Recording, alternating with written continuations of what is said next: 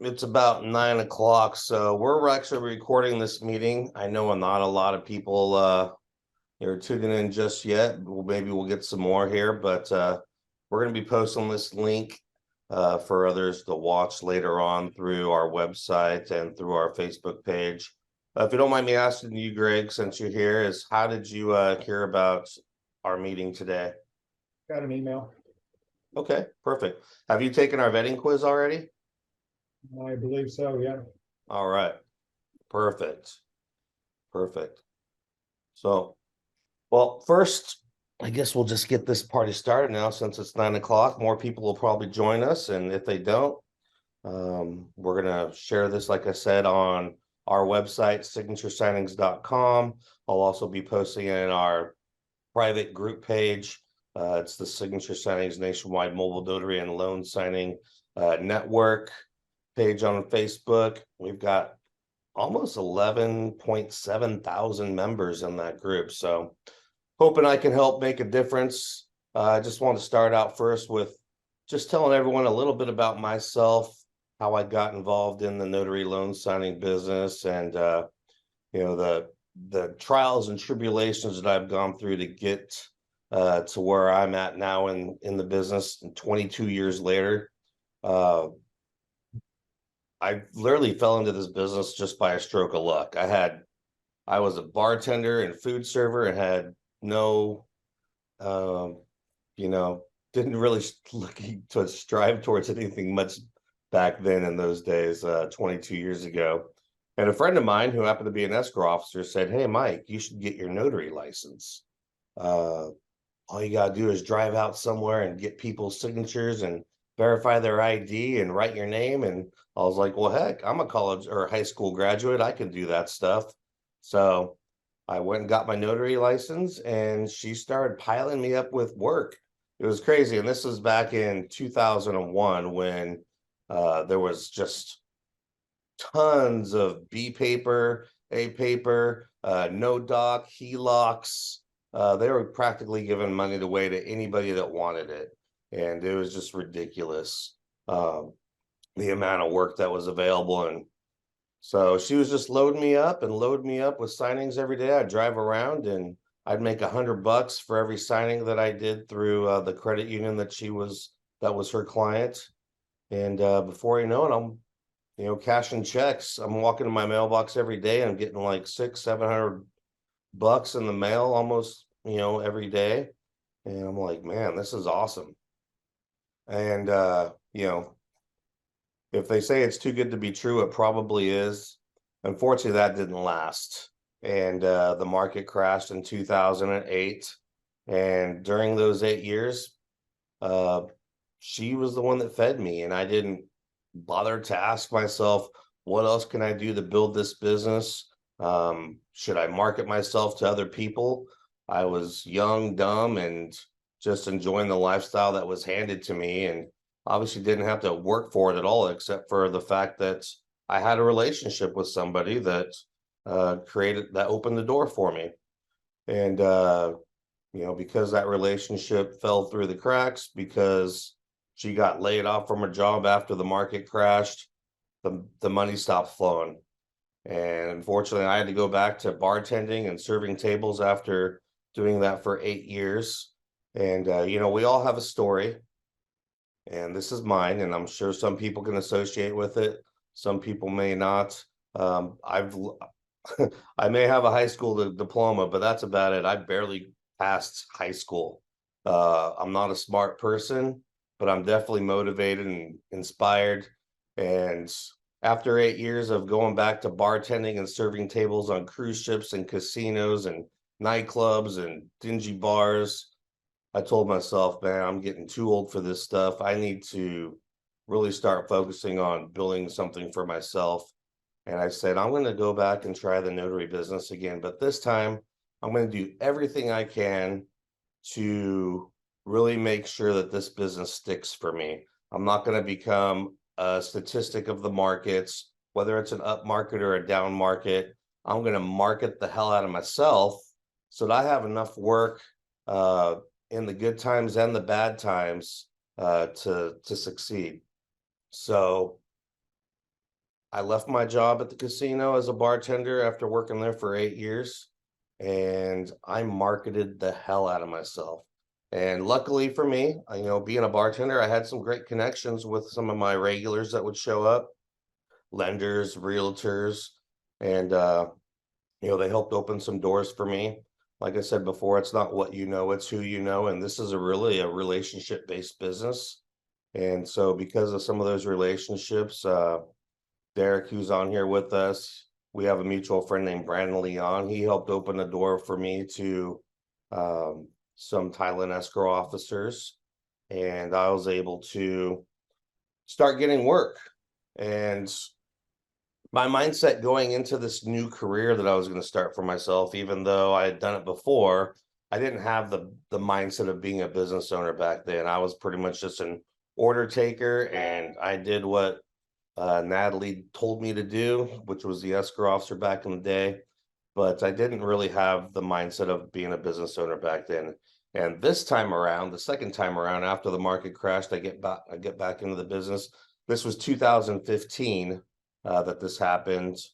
I told myself I'm going to market the hell out of myself. I'm going to be, if I can clock in every day for 8 years, Monday through Friday, or whatever my schedule was, from 8 a.m. until 5 p.m. or 6 p.m., like most people do, then I should be able to do that for myself. And so that was my mentality going into building my notary business, was if I'm not actually doing signings and making money, then I'm planting seeds everywhere I can throughout the day by walking in the title companies, buying realtors coffee, or meeting up with a lender. If I'm doing a signing and there's a lender or a realtor in the signing, I'm doing everything I can to make sure that I get their contact information and I give them my contact information and give them explanation of why they should consider using me. Uh, and probably 99 out of 100 times, I'll ask a realtor or a lender, who's your preferred signing agent? And they'll be like, I don't have one. The title company takes care of that.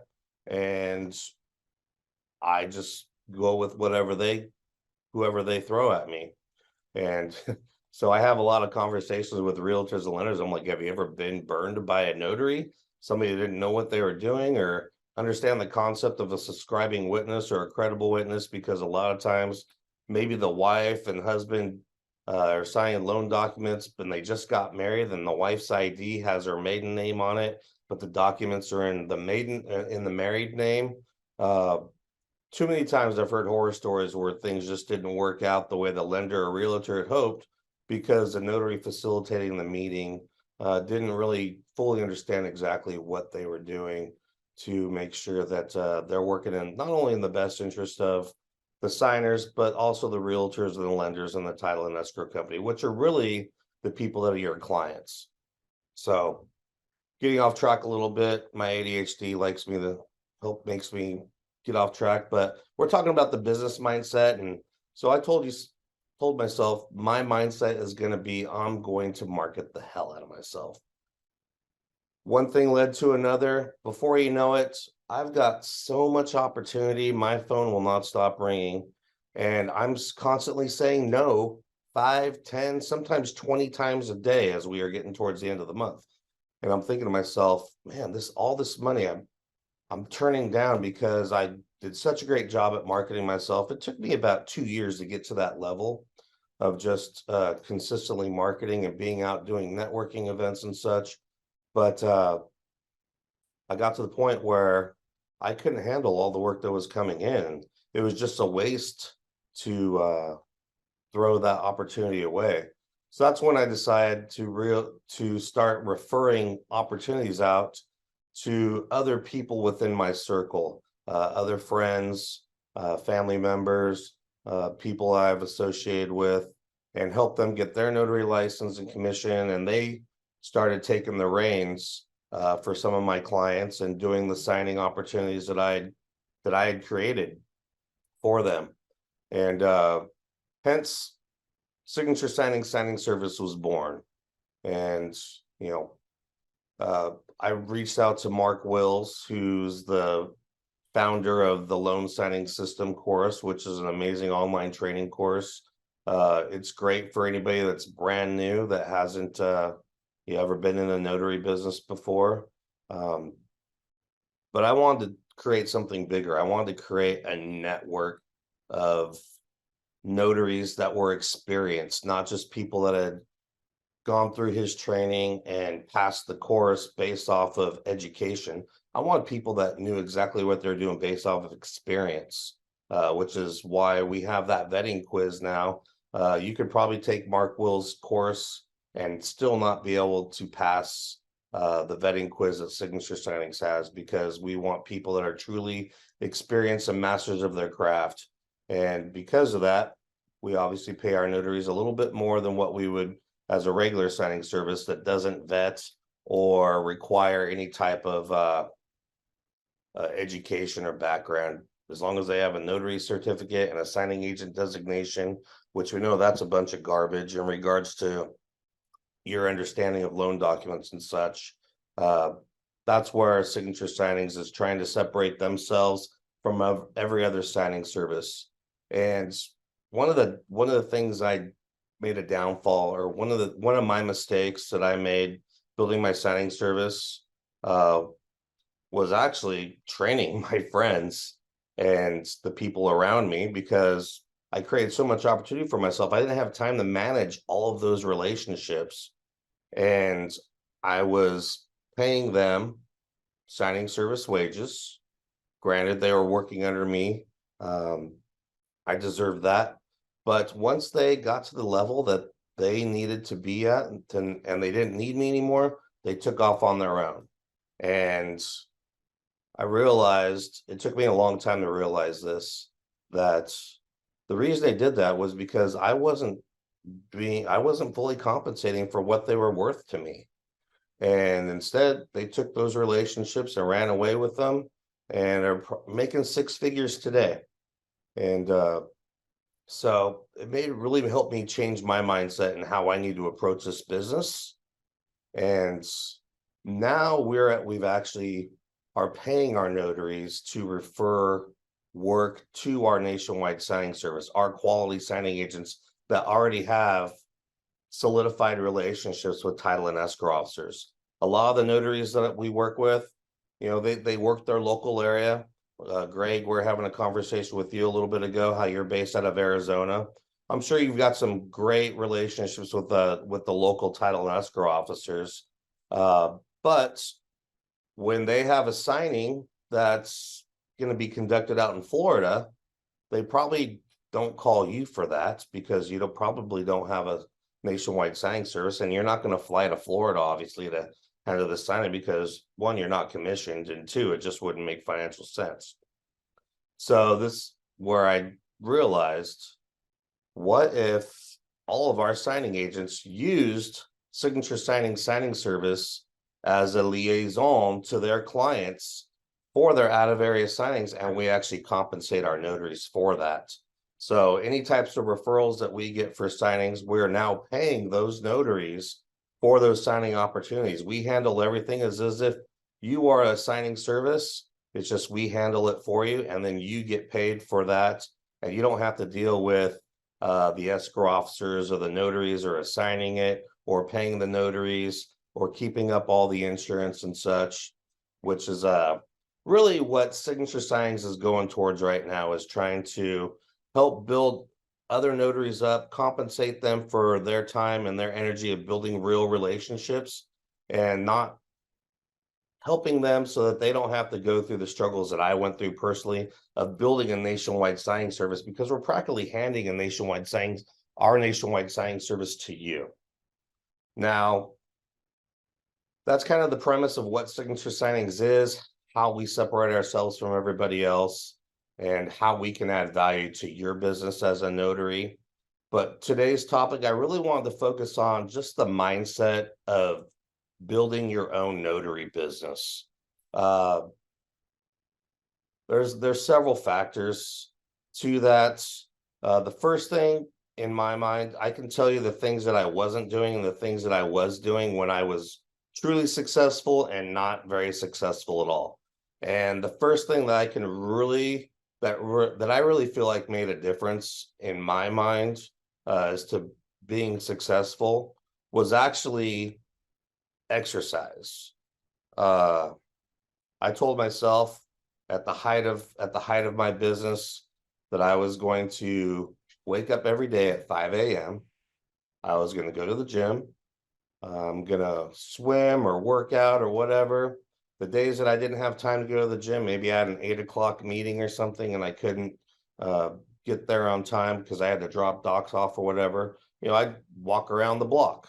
Anything I could do to get my heart rate going. Uh, Kind of a rule of thumb, a body in motion tends to stay in motion. And if you can get your heart rate going in the morning and get up and start doing that, all of a sudden you start to realize when you get home, like it doesn't happen right away, but after a while, you continue to do that. You're not going to want to just sit on your butt after you're done working out. Your mind's going, your heart's pumping, your blood's flowing. You want to keep moving. And so I feel like that really helped me in getting up and getting out and doing the things that I needed to do to uh, really help build my business. So that's just one aspect, exercise. Another thing that I learned that really helped me as well was creating a list of affirmations. And so what I did every day, especially in the beginning, is I would get on my phone, I would make a list in my notes section of everything that um, I thought I needed to do to become a better version of myself. And so I called it the affirmations, life's rules, and inspirational quotes. And so I'd put number one, work out at least 30 minutes a day, eat healthy because diabetes runs in my family, save money, try and eat and drink at home. Don't go out to the casinos and try and eat out and as much. And I try to really instill some values that I want to portray to myself and to other people, but maybe not things that I was proud of myself for back then. Um, I said I will not let anyone, including myself, put limits on what I can achieve. I don't care what other people say. I don't care what other people think. It's the only thing that matters is what I think about myself. And those are just a few things that I have literally got a list of 60 something different uh, things that I try to affirm to myself every day, to be humble and to take advantage of every opportunity given me. And those are the things I feel like that have really helped me change my perspective, my mindset in not just building my business, but becoming a better version of myself for my clients, for people that are sitting here watching this video now. And these are just the little baby steps that it takes to uh, really create the mindset that you need to have to become a business owner, in my opinion. People need to perceive you as a professional. People need to see that you're not just talking the talk, but you're walking the walk. You're doing the things that it takes to be the best version of yourself that you can. And so exercise became a big thing for me. Affirmations became a big thing for me to train myself to get the mindset that I need to have in order to be the best version of myself. So those are things I did every day. And I'm not gonna lie, I've slipped off the wagon more than once, more than 10 times from those things. Honestly, I haven't read my affirmations and probably regularly in over a year. And I haven't been as active as I want to be in the gym either. And I told myself today, I was like, if I'm going to start becoming something that people are going to, look up to and respond to in regards to helping them build their business, and I need to start going back to the things that I did to help me get to where I was when I was feeling like I was at the top of my game. So today I woke up at 5 a.m. I was at the gym. I got 30 laps in at the pool, sat in the hot tub for a little bit. While I sat in the hot tub, I read my affirmations. The great thing about these affirmations is you can write down anything you want, what you want to be. I mean, they're almost like they're goals of who you want to become for yourself, the things you want to do every day. in the beginning, you read these things, they may not mean much to you. There may be just hopes, if you will. But as long as you have hope, you have a chance. And the more times I've read these things over and over and over again, the more I actually started to believe it. Even if they were lies in the beginning, like, you're a millionaire. I'm not a millionaire, but I have hopes to be a millionaire someday. We all have that dream. So lie to yourself, make up some lies, and tell yourself every day that you are this person, even though you're not. Envision the person that you want to become. And the more times you dwell on that, the more times you think about that, eventually you have to start to do the things that you need to take in order to get you there. We all have goals, but goals are nothing if you don't put the work in.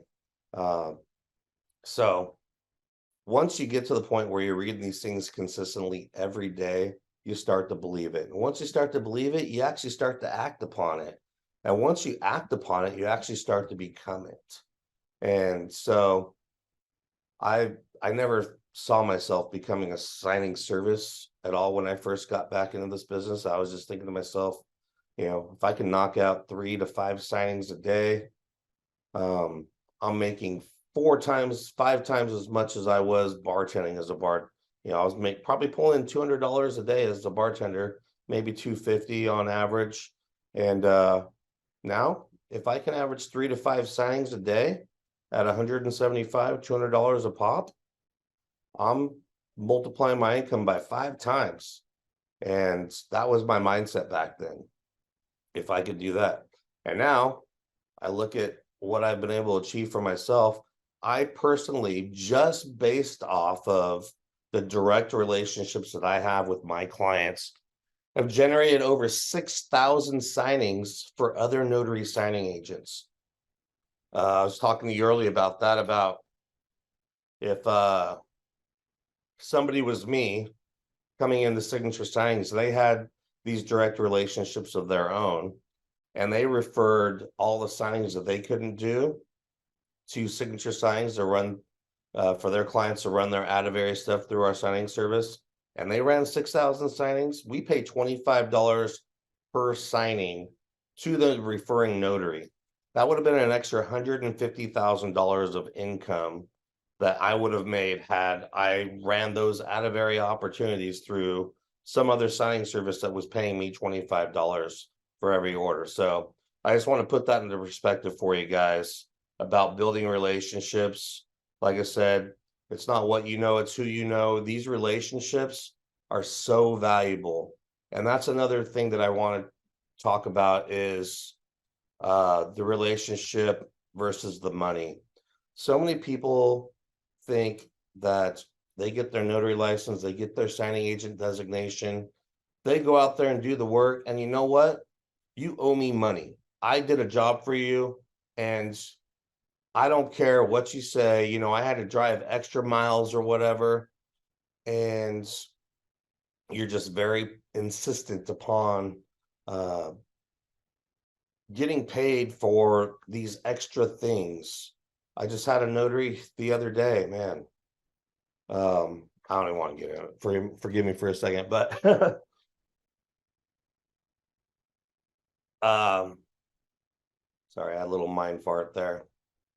Anyways, I was talking about relationships and money. Don't chase the money. It's so important. I get it. If you're a brand new notary, you're a new signing agent, you're hungry, you want to make money, right? But you need to realize that these relationships that you're trying to build out there with your realtors or with your lenders or with your escrow officers or attorneys as well, or anybody that needs your notary service on a regular basis, they don't need you just 1 time or 2 times or 3 times, 5 times. They need you. I have one escrow officer that I've been working with directly now for probably 4 years, and we've done easily over 1,500 signings together. You multiply that by an average of maybe 167.50. being that summer sellers, summer buyers times 1,500 bucks or 1,500 signings. I don't know what the math is, but it's a hell of a lot of money. And that's because if she ever said, Mike, I need you to go out and get this document signed, but I don't have any more money in my escrow account to pay you for that. Are you willing to do this for me? I'm going to be like, hell yeah, I'm going to do that for you. I got your back, girl. This is a service industry. I think a lot of people that maybe haven't been in the service industry before don't understand that, but you are providing a valuable service for your lenders, for your realtors, for your escrow officers. And imagine if you're a bartender or a food server and your client is the one sitting at the table and they're asking, oh, can I get some ketchup or can I get some more salt and pepper or some extra ranch or whatever? In my mind, that's what I vision my clients as. What can I do for you? How can I serve you better? Because I know that if I take the extra bit of time that it takes to run out and get a document signed that they obviously can't compensate me for, um, that's really going to let them know that I've got their back. And then next time they have a signing opportunity that does pay, and a lot of them pay really big money, they're going to have my back and they're going to think of me first. So I want you guys to really change your mindset about not what can you do for me, but what can I do for you? That's the most important thing, I think, for any business owner. It doesn't matter what service you're selling or what service or what product you're buying. How can you better serve your clients? Um, excuse me, just a second here. I've got one of our uh, lenders coming on. He's going to give you guys a little market update, and he just texted me. He's going to be on here. He's going to be jumping on around 9:40, so we got plenty of time. So I would say relationships over money is really one of the mindsets you guys need to have. That's probably one of the most important ones.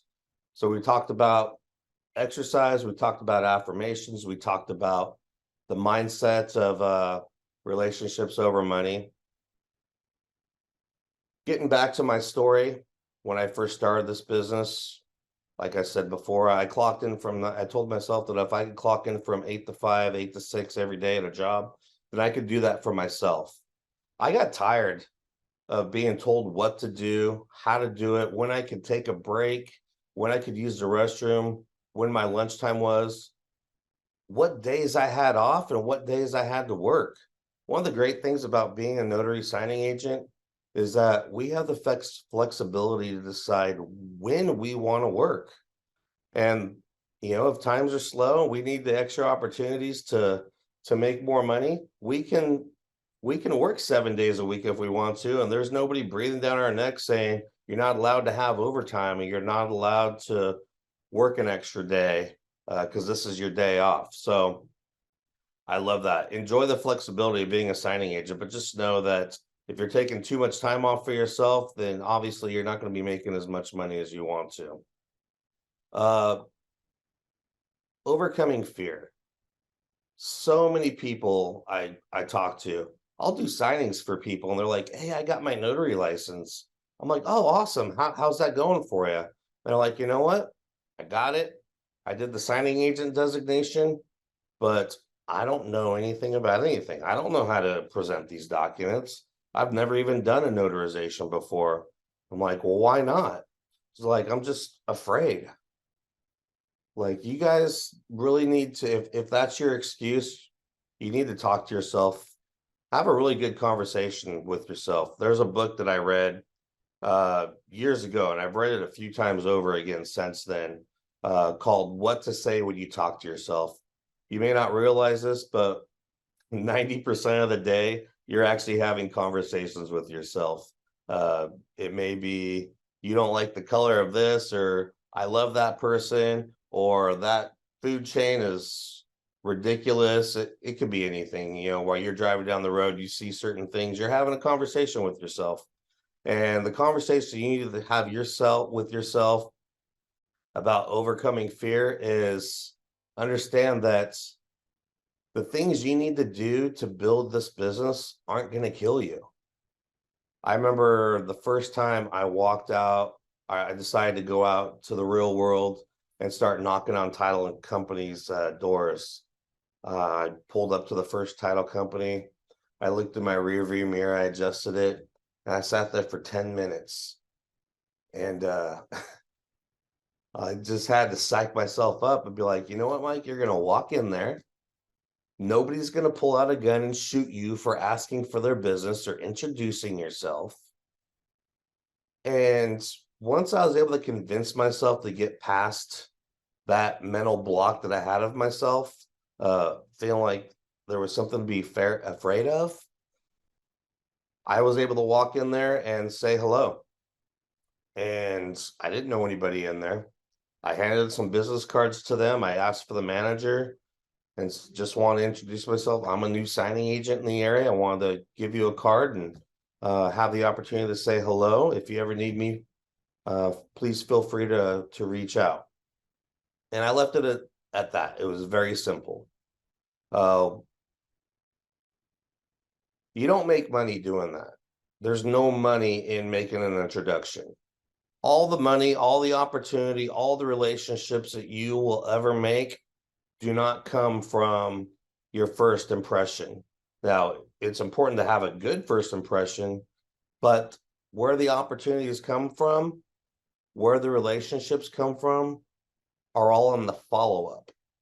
So it's important that you have a mindset that once you establish a connection with somebody, you make sure you follow up with them. Now, don't do it every day, don't do it every minute or hour, but you definitely want to follow up with these people on a regular basis. I'd say once a week is probably a healthy follow up and time frame for anybody in the real estate, lending, escrow business, if you truly want their business. And so I would always make up a reason to go say hello or say hi to them. And that would be a $5 box of pastries from the Safeway, which is a local grocery store if you're somewhere else in the country and don't know what Safeway is. But they have got these amazing boxes of pastries for $5. And I wasn't making a lot of money back then. And so when I wasn't doing signings, I was out marketing for them. And I would buy 5 boxes of pastries in the morning time, 25 bucks. Didn't cost me a ton of money. And I would do that once a week. That's $100 marketing budget for the month. If there's 4 weeks in the month, $25, handing out boxes of pastries every Monday, coming dressed to impress in your polo shirt or in your business casual button-down shirt with your notary supplies on you, and walking in and saying hello to everybody, making sure that everybody knows that you're there. And I would personally walk around and hand out the donuts or the pastry to each person and say hello. And it would take sometimes a month before one person out of that office would call me. But eventually they did call me, because the thing about escrow officers that I've learned, besides being control freaks, is they're so busy. If you're out of sight, you're out of mind. They literally only remember the last person they saw because they're so busy doing everything else they do. So if you continue to walk in there, make your presence known, they're going to start using you. And you need to get past whatever perception you have about these escrow officers. Understand that your perception is not their reality. A lot of people will be like, oh, that person doesn't like me, or that person already has a preferred signing agent, so they're never going to call me. You know what? Your perception is not their reality. Forget about what you think in regards to that and put yourself in their shoes. There's tons of opportunity out there, regardless if they don't like you or regardless of if they already have a preferred signing agent, because they're going to get put in a situation one time where their preferred signing agent is out of the country or on vacation or sick, or they're already doing a signing for them and they need somebody else to cover it. they're going to think of you if you're the last person they saw and you were nice enough to give them a donut. I don't, you know, somebody comes knocking on my door, they're trying to sell me something or talk to me about religion or whatever. I don't care what it is, but I'm probably going to shut my door on them. But if somebody were to come to my door and be like, "Hey, Mike, I just wanted to stop by and offer you something nice," I think that's where offerings came from. If you talk about biblical times, it's something very small and minimal, but it's letting you know that, hey, I want to build a relationship with you. It's just a nice gesture. Um, I wouldn't do gift cards or anything until you're actually doing business for people. Don't go crazy and get extravagant with expensive things. When I first started this business, I wasn't making a lot of money, obviously, because I'm still trying to build relationships. So those of you that are, maybe you're part-time, you're retired, like Greg, we are having that conversation earlier, or maybe you're a single mom and you have to take care of the kids half the time, full time, or maybe you're just starting out and you don't know what you're not getting a lot of opportunity as a signing agent yet. Obviously, you need to do something. Um, if you don't go into this business 100%, you're only going to get whatever percentage you're putting into it. So 9 to 5, my job was to market and build my business, but I wasn't making any money in the beginning. So I was bartending on the weekends and I was doing Uber and Lyft. And I probably did that for about good 3 to 6 months with the Uber and Lyft thing until I really started to generate some regular income. And remember, I left a $200 a day tipping gig. I made my hourly wage and all that, but still that wasn't that much. So if I could get one and a half signings a day, 5 days a week, I was pretty much matching the income that I was getting working as a bartender and living the same lifestyle. So eventually, once I got to an average of 2 signings a day or 3 signings a day, I'm doing way better than I was before. And I'm still bartending on the weekends and driving Uber and Lyft until I finally got to the point where I didn't have to do that anymore. So, you know, have that mindset that 9 to 5, go out there, build your business. If that's the mentality you want to have, is being a full-time signing agent. If it's just part-time and you've got other ways to supplement your income, great. Go out there and market a couple days a week. It doesn't matter. Everybody's different. So I can't answer everyone's questions in regards to exactly the formula that it takes to be what you want to be. Only you can answer that question. Some people call me and they ask me like, "Hey, Mike, is $100 a good fee to make for driving 50 miles and printing 2 sets of documents?" And I asked him, I was like, "Do you have the money to put food in your refrigerator, to keep your lights on?" In the beginning, for me, I would do anything for $100. I would drive 100 miles for $100. For me, it wasn't about the money. It was about getting the opportunity to even just serve a client and to get the experience it took for me to uh, build this business. So if you're a brand new notary signing agent, you're still learning, it doesn't matter about the money. The money is going to come, but not unless you know what you're doing. So my clients pay me a heck of a lot more than it would pay some of the other signing agents because they know I know what I'm doing. It's pretty much like, paying your dues, if you will. It's getting that hard knocks education. Um,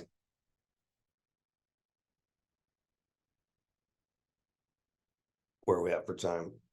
Robin will be jumping on here in a little bit. He's our marketing or our mortgage guy. Get comfortable being comfortable. Create some goals for yourselves. Now, I've got a great if you guys haven't logged on to signaturesignings.com yet, create an account. It's free to do that. We have a membership area or a members area. And in that members area, I've got a goal setting worksheet. And I'm going to have my buddy Brandon Leon. He's a realtor. He actually gave me this worksheet. I'm going to have him over one day and walk you through, excuse me, the process of setting goals and executing them and the steps it takes to get to meeting these goals.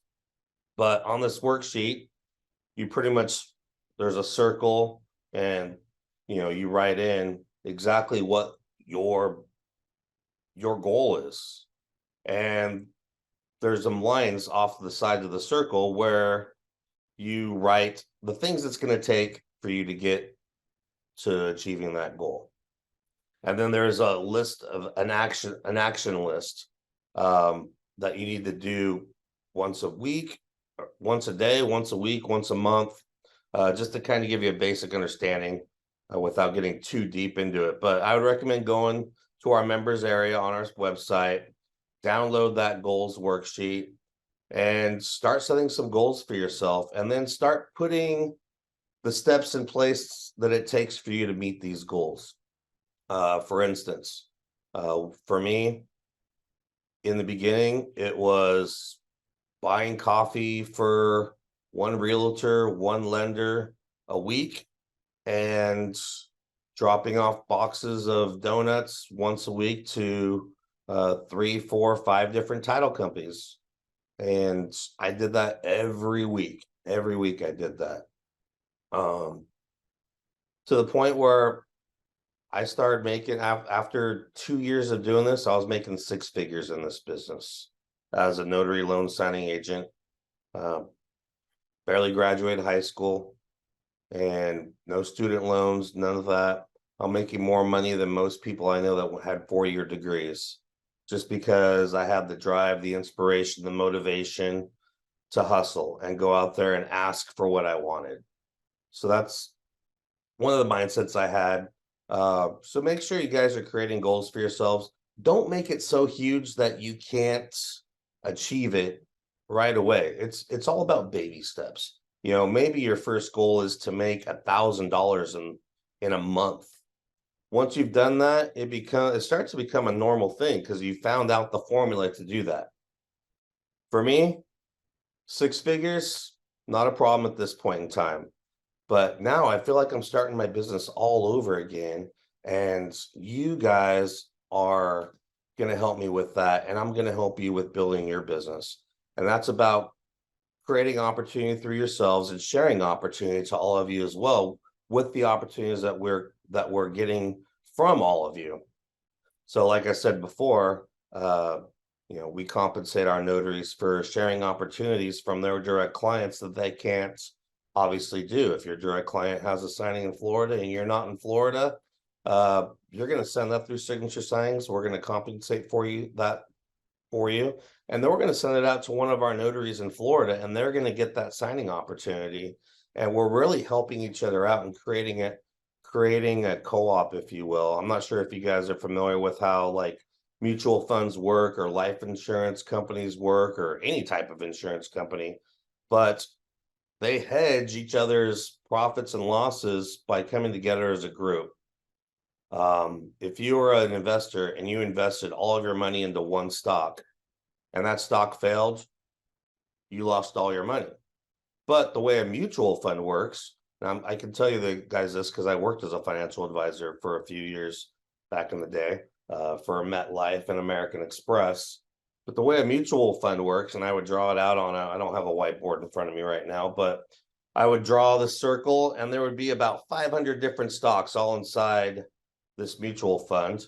And we'd have a pool of investors and everybody would pool $50 a month.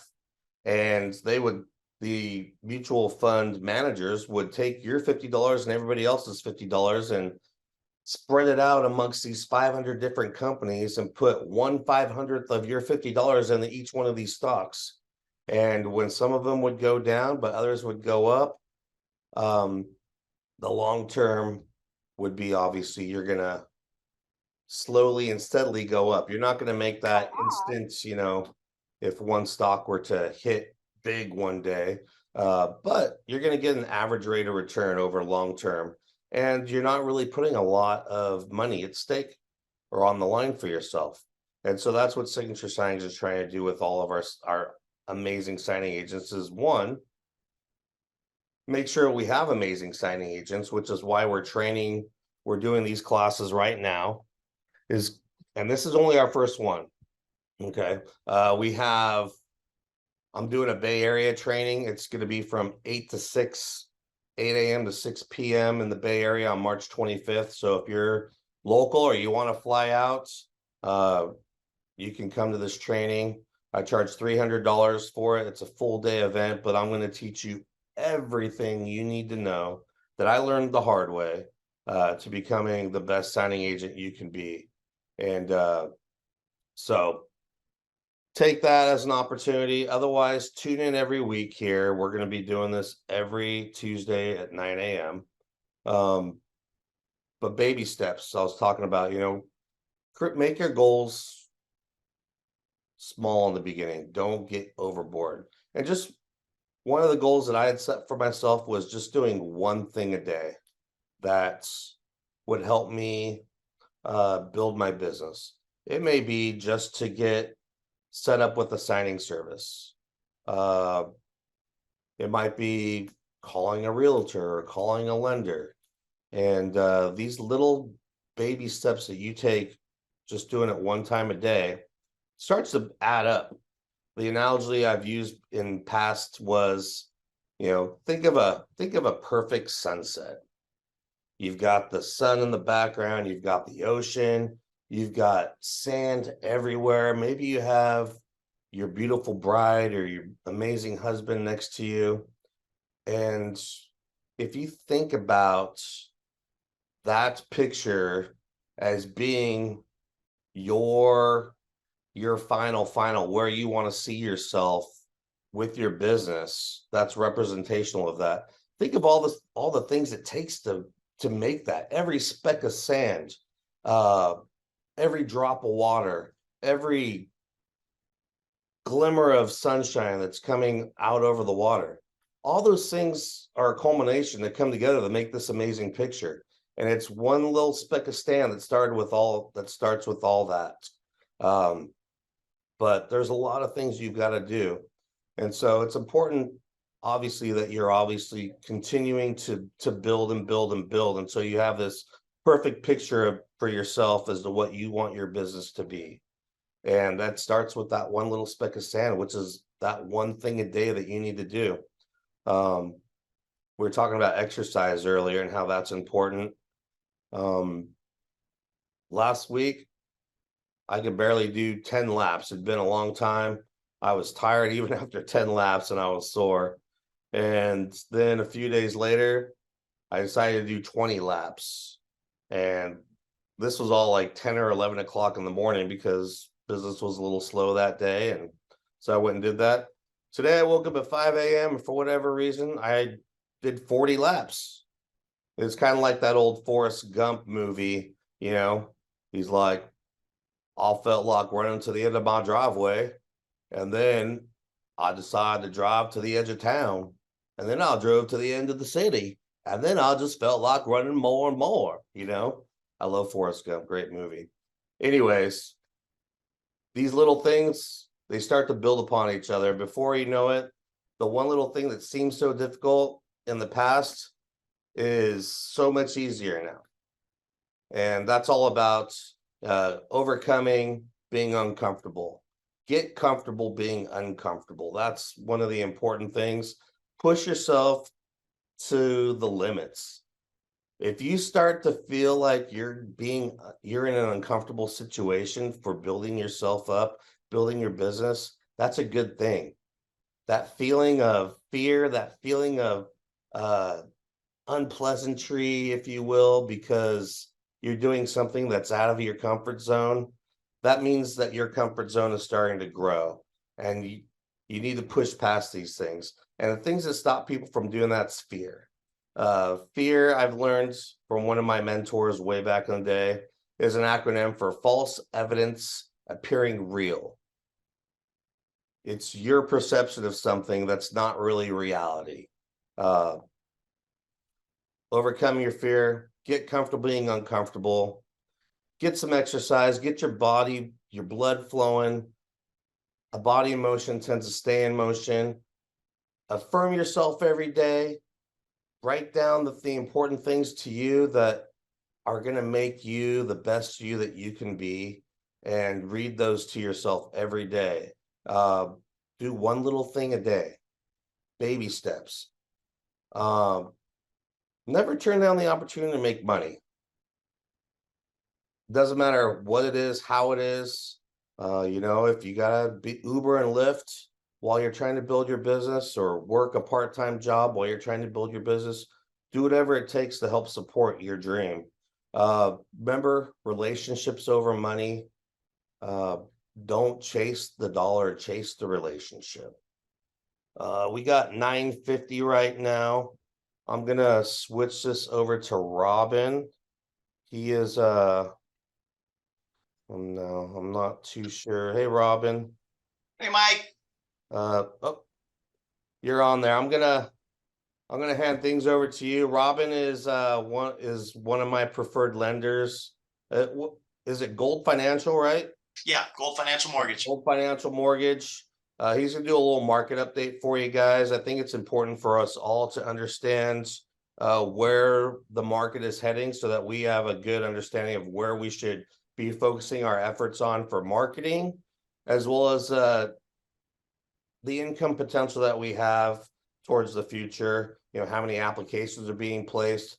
Once we establish ourselves as signing agents, so we have a regular flow of business, we want to know how busy we're going to be. Maybe we need to set that vacation off to the side for a little while if we're going to have the opportunity to make money. And if things start to slow down, maybe take our vacations in, or maybe start ramping up our marketing efforts during those times. So I feel like this information that Robert's going to present to us is important towards looking towards our future goals as notary signing agents. So Robin, thanks so much for taking the time to be here today. Take it away. Yeah, my pleasure. Thank you for having me, Mike. Hello, everybody. I've put together kind of a quick market update based on a couple of the buzzwords we're hearing right now about the housing market.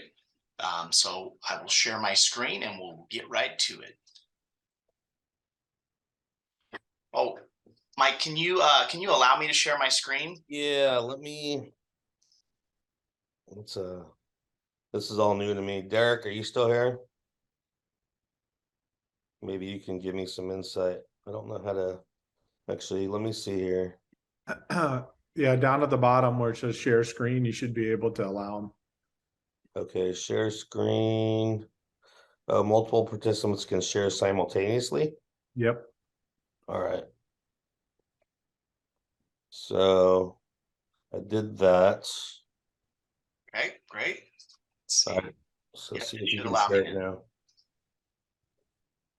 All right. There we go. Very good. All right. Thank you, Derek. Okay. So where is the U.S. housing market going? So big buzzwords. I'm sure everybody's hearing inflation, recession. What does that all mean for the future of housing? So first off, with inflation, mortgage rates follow inflation historically, right? Mark Twain says history never repeats itself, but it often does rhyme. So I think that applies very well to what's going on. As you can see back here, this goes all the way back to the 70s. The red line is the inflation rate, right? We had really bad inflation in the 70s and 80s, and mortgage rates went to all-time highs at that time. As inflation started to abate, some may remember Paul Volcker, the Fed chair, who raised the federal funds rate significantly overnight to slow the economy and slow inflation. We saw this big drop down and mortgage rates followed in blue here. And we've maintained kind of a steady state downward until most recently, right? During COVID, there was a lot of uncertainty in the markets. So the Federal Reserve pretty much injected liquidity into the market to stimulate it. And like they have done in the past, a lot of times they tend to overdo things. So they overstimulate it, and we had too many dollars chasing too few goods, right? The used car market's a good example of this. With so much money through stimulus, Car prices went up overnight, paired with all-time low supply. And so that caused inflation to get out of hand, and mortgage rates followed suit. So we can see the historical prescription for this. As inflation goes up, rates goes up. As it goes down, mortgage rates tend to follow. So that kind of brings us to the next question is, okay, where's inflation heading, right? So what we're looking at here, this is the core consumer price index report. And so basically the core, it strips out volatile things like food and energy prices. So we're looking back here. These are the most recent readings we've seen for the CPI monthly inflation report. As you can see here, July, August, and September were really low numbers. October, November, and December were higher numbers. And here we are for January, February, and March coming up here. So we got December's reading at the beginning of January. We got January's reading at the beginning of February, and then February's reading will be coming at the beginning of March. So it's projected to be about between 0.2 and 0.3% for this next reading. So on a monthly basis, we're projecting it to come down 0.2 to 0.3%. On a year basis, if you were to take 0.2 or 0.3%, that's between 2.4 and 3.6% inflation will come down on a yearly basis. So if we track those numbers for the rest of the year, that would bring, especially in these higher months that we'll be replacing, that will bring inflation down significantly. And what I have kind of circled on my calendar, I was mentioning this to Mike earlier, is May 10th. So that we're going to get the April report on May 10th. And what's going to be in that report is we're going to finally see shelter inflation start to come down, because it's on a lag effect, because people sign leases for 12 months at a time. So that high lease that they signed 12 months ago is going to come full circle at that time. And with shelter being 30% of this inflation number, we're projecting a very big and meaningful drop in May. And so that should start, we're going to see another good one here in March. For February, we'll have a little bit of heartburn here in March, right? We may actually see inflation go up a little bit, but April, May, and June should be a nice 90-day stretch for inflation, and in turn, mortgage rates. Yay. Yeah, so we're looking better for that, as far as mortgage rates go. The next buzzword is recession, right? Were we in one at the end of last year? Are we coming into one? Some people say yes to both. So I think it's important to say, okay, so how has housing fared during recessions? So if you look at these kind of dark gray bars here, this represents recessions in the United States from 1960 to present. Okay, and then this white line. What defines a recession, Robin? So technically, they never usually call it when you're in it, but the National Bureau of Economic Research defines it as 2 quarters of negative growth for GDP. Okay. So technically, we did have that last year, but we had some revisions to make them flat. So, and they usually never call it while you're in it. They'll look back and say, "Oh, that was a recession." It's not popular to say you're in a recession, right? So here we are. We have the recessions, and this is inflation-adjusted home prices. This line here. So as you can see, through the recessions, home prices are either flat or have gone up slightly, and some higher than most, except for this one right here, right? We all remember the housing bubble. Oh, yeah. And you can see home prices actually going up, dipping, and dropping down, which was actually the cause of the recession, the housing bubble, right? And so, just kind of ancillary, some things that are different about this market than that market. Lending standards much tighter, right? I often joke all you needed was a pulse to get a loan then. So we're in a different spot here. We're verifying income, we're verifying assets, credit, and those programs that don't verify income or credit, they're taking a significant chunk of down payment. They want to have you invested in this property that you're not going to flip over and get rid of it. So 30% of what the property is worth coming down. So lending standards are tighter. As far as housing supply goes, I can dig into this into a future one, but just kind of listing it off. We have about 3 million less houses than we did at that time. And we have about 14 million more people of home buying age. So way more people, way less supply, better lending standards. So that should support home prices like it didn't in the last one. And we should see more of a, similar trend to how housing prices staying flat or increasing slightly as far as recessions go. And so I'll leave you with just a few key takeaways. Inflation has started to decrease and will continue. Mortgage rates will come down in 2023, though not in a straight line. Opportunity exists for buyers now that will not likely be there, right? With less demand, with higher mortgage rates right now, sellers are forced for the first time in 3 years or so to discount their home, to perform repairs where they didn't do so the last few years, to pay for buyers' closing costs or buy down their interest rate temporarily to help ease that until rates come down permanently. Another thing, we can dive into the numbers behind it another time, but for Sac, Placer, and El Dorado County, we're projecting low single-digit price appreciation for the year. The 60-year average is between 5 and 6% a year for Sac, Placer, and El Dorado counties. So we see it definitely being a slower growth, but still positive for the year.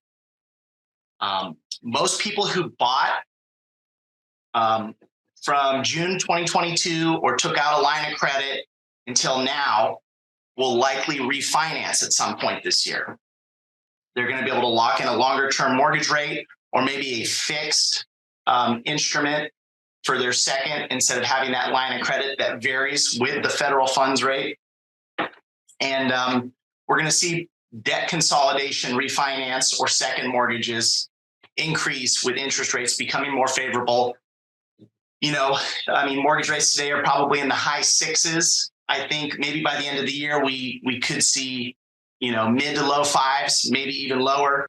There's certain headwinds that could cause things to go either way that are factors besides inflation. But overall, we're going to see it. We should see it come down significantly. So that's what I got for you, Mike. Good Any stuff. questions for Good anybody? stuff. That was awesome. We were talking about incentives and such that the market's doing. I've noticed that I've personally been conducting signings now for 1-2 buy downs where the lenders are taking the seller credit and breaking it down into a 24-month credit towards their monthly payment, just to make it a little more, what's the word I'm looking for? Affordable. Yes. Thank you. For the first couple of years until they have the opportunity to refinance and get their monthly payment down. So I've seen that quite a bit. And I've also heard like a lot of new home builders are providing like crazy incentives towards, upgrades for the home or closing costs or whatever. So those things are definitely helping keeping the market going. I'm excited about, what you're saying from all the refinances are going to be taking place here soon from what happened back in 22 until now. So. Yep. Yeah. That 2-1 buy down. The nice thing about the temporary one is if you don't end up using all that money that's escrowed to subsidize the mortgage payment and make it more affordable, it gets refunded to you when you refinance. So it helps cover that cost. Does it really? I did not know that. Only with temporary ones. With permanent buy downs, the money's lost, but temporary ones get refunded back. Got it. Well, that's good to know. I didn't know that. Not that it's my job to know that stuff, but I appreciate the insight with that. Yep. Good stuff. Anybody have any questions or concerns about anything that we can help address? All right. Well, then we're going to end this now then. I'm going to remind you guys that I'm doing a Bay Area training class March 25th from 8 a.m. to 6 p.m. If you haven't gone to signaturescience.com as a notary signing agent and taken our vetting quiz, if you're experienced, I invite you to try that. We're looking for the best signing agents across the country. And if you can pass this quiz, and I feel very confident that we'll get some signings out to you. One of our biggest clients is Fidelity, Chicago, any of the Fidelity companies. It's important that you get Fidelity approved under signature signings. In order for that to happen, you need to take the vetting quiz and then go through that process so that we can get your application submitted and get your profile updated on our platform. And then also feel free to please sign up after you take the vetting quiz.